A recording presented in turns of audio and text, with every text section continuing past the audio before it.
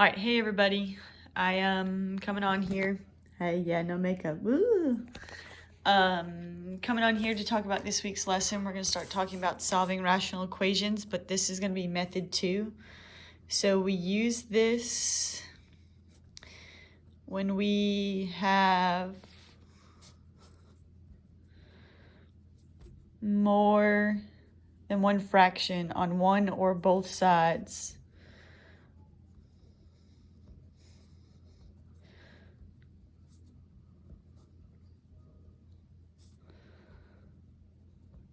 of the equal sign. Okay, so I didn't say this in the previous couple of weeks, but I would recommend you guys writing these notes into your notebook to have. We spent a day before we left to go virtually, and we sat with the RCC professors on the phone, or one of them, and we went through what were important topics if you're going to be going into 171, 172, and all that stuff. And so what we did is we compiled the most important stuff to help you guys achieve when you move on to the next level math. And everything that I'm teaching you, you will see if you take 171. So please, somewhere in a notebook, write these notes down so you have something to reference for when you get over there next semester, next year, or whenever it may be. Or even if you're going into another math, it's still feasible for you to see something like this there.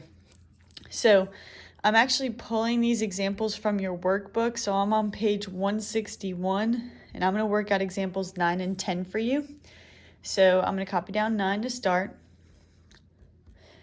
So as you'll see as I start writing, they do not have just one fraction on either side of the equal sign. So I can't just cross multiply this one.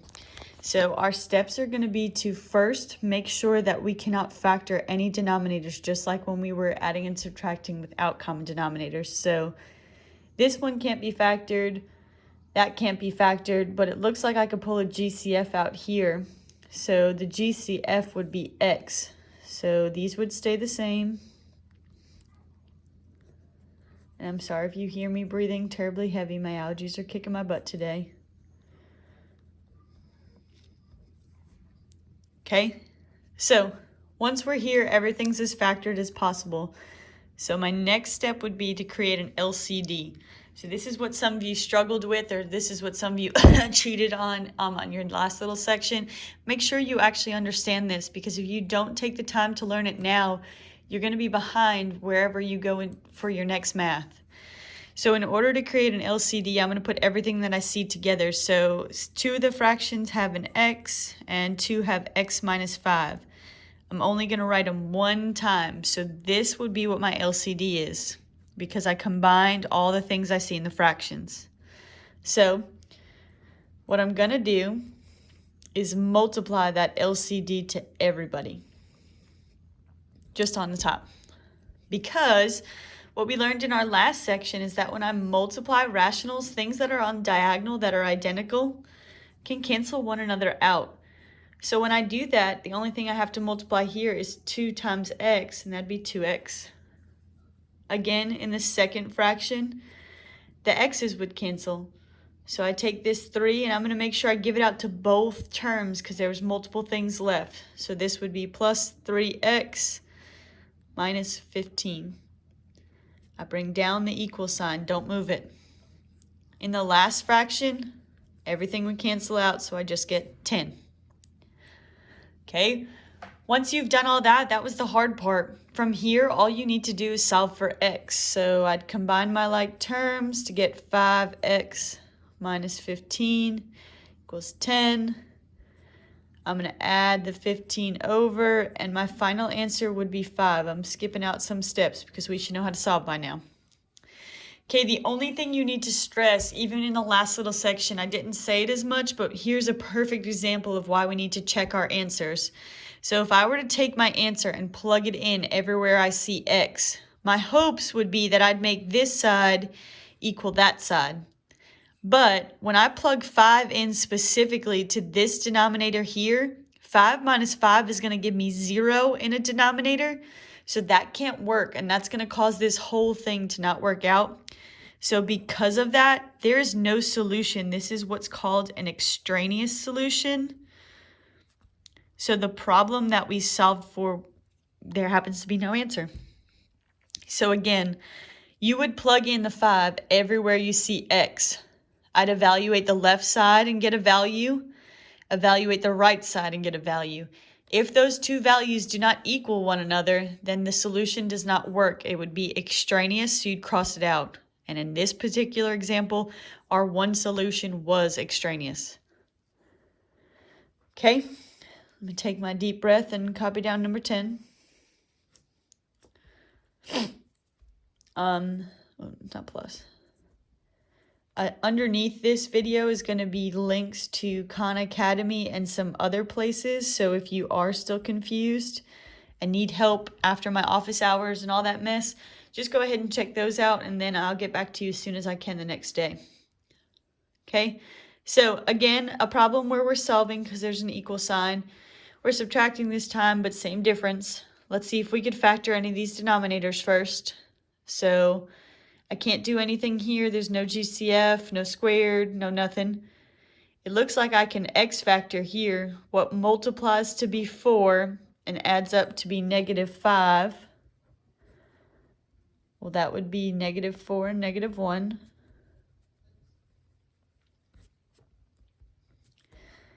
And then again here, can't factor. And if you notice, pretty much every time you factor, your two factors normally, and I'm going to say about 85–90% of the time, happen to be the other value, in the fraction.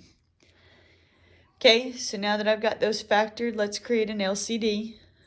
The two things I see, and there could be more than two, there could be 3 things, 4 things, but the only things I see going on are x minus 4 and x minus 1. So I'm going to give that to everybody.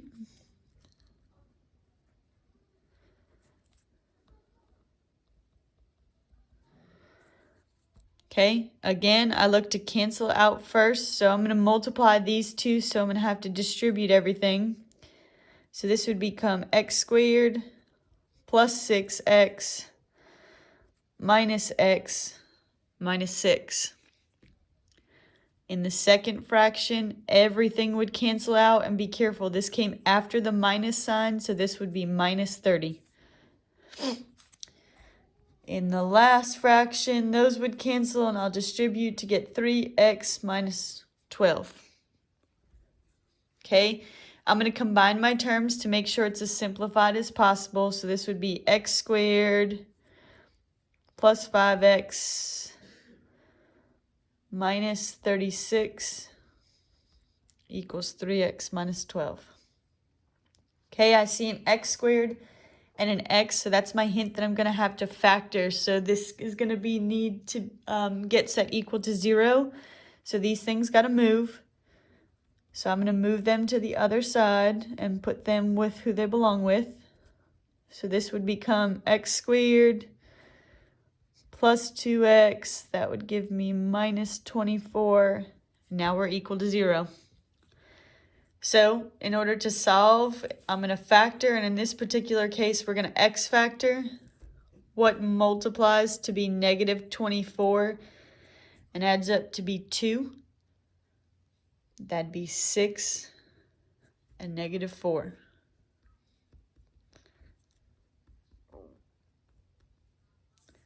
Once I'm here, let's give each factor its own 0.